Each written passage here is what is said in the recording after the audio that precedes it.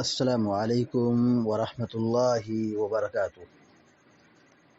الحمد للہ رب العالمین والعاقبۃ للمتقین والصلاة والسلام علی اشرف الانبیاء والمرسلین نبینا محمد وعلی آلہ وصحبہ اجمعین وبعد۔ فقال اللہ عز وجل: اعوذ باللہ من الشیطان الرجیم وَإِذَا قِيلَ لَهُمْ لَا تُفْسِدُوا فِي الْأَرْضِ قَالُوا إِنَّمَا نَحْنُ مُصْلِحُونَ أَلَا إِنَّهُمْ هُمُ الْمُفْسِدُونَ وَلَكِنْ لَا يَشْعُرُونَ۔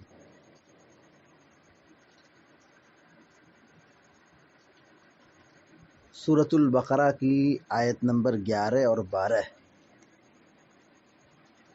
ابھی آپ کے سامنے پڑھی گئی ہے۔ کل کے درس میں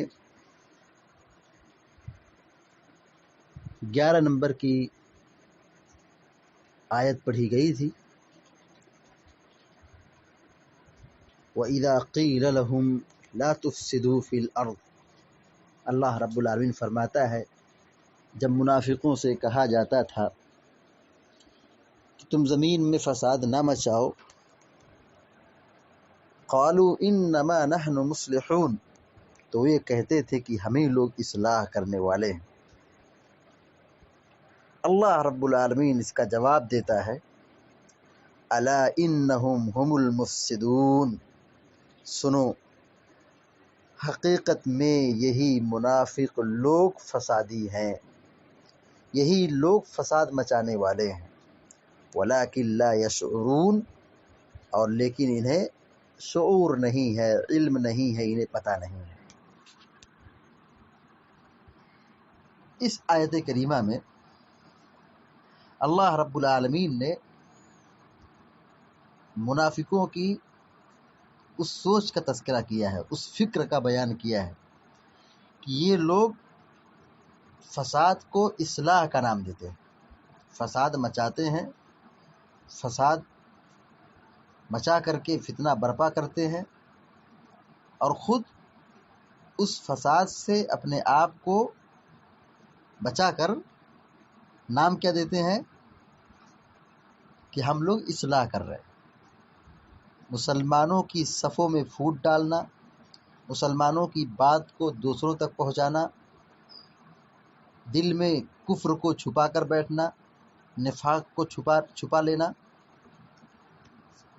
کافروں سے جا کے مل جانا، مسلمانوں کے ساتھ مسلمان رہنا، کافروں کے ساتھ جا کے کافر ہو جانا، یہ زمین پر فساد ہے، یہ ان کی جہالت کی نشانی ہے۔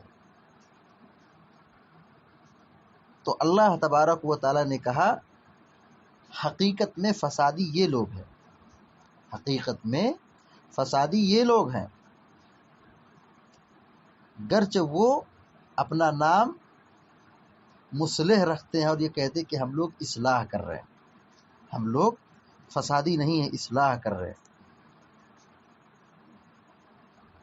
محمد بن ناصر السعدی رحمہ اللہ اس آیت کی تفسیر میں لکھتے ہیں کہ منافق کی سوچ یہ تھی کہ ہم لوگ اصلاح کرنے والے ہیں، اس کا مطلب یہ ہے کہ مومن لوگ اصلاح نہیں کر رہے ہیں، مومن لوگ اہل اصلاح میں سے نہیں ہیں،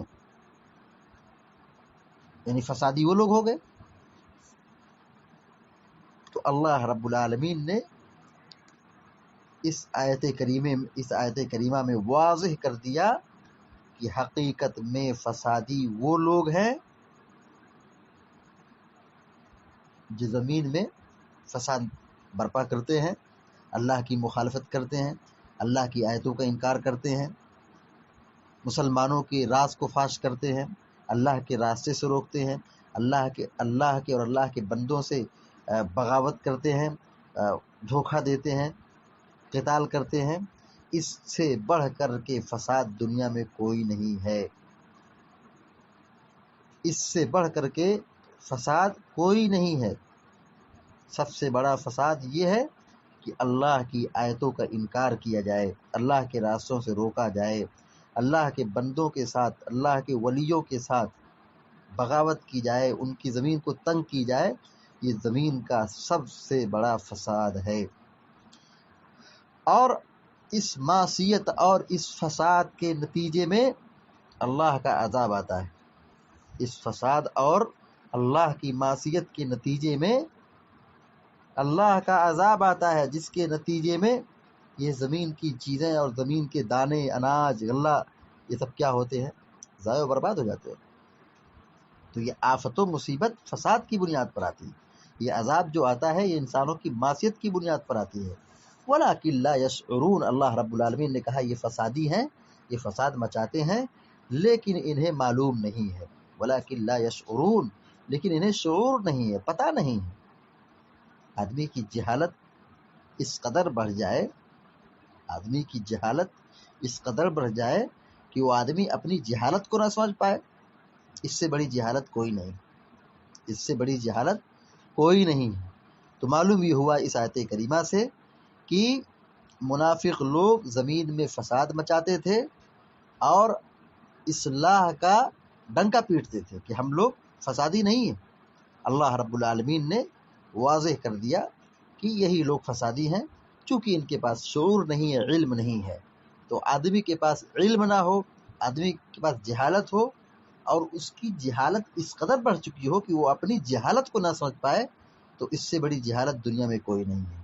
اللہ رب العالمین سے ہم دعا کرتے ہیں کہ اللہ تبارک و تعالی ہم کو، آپ کو، سارے مسلمانوں کو نیک عمل کرنے کی توفیق عطا فرمائے، منافقوں کی بری روش سے ہم سب کو بچائے، اور دنیا میں جب تک زندہ رکھے ایمان اور توحید پر قائم رکھے۔ آمین یا رب العالمین۔ اقول قولی هذا واستغفر الله لي ولكم ولسائر المسلمين فاستغفروه انه الغفور الرحيم، وصلى الله على نبينا محمد وسلم تسليما كثيرا، والسلام عليكم ورحمة الله